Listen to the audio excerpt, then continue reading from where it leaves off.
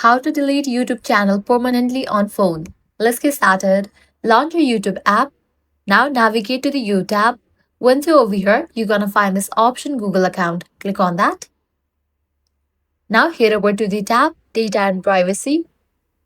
Now you'll need to scroll down.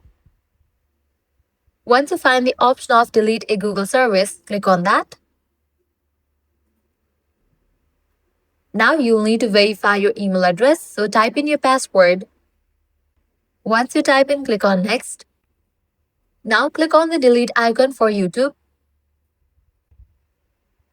Select the option I want to permanently delete my content. Check in for this option. Then click on Delete my content. Now type in your email address again. Once you type in, click on Delete my content.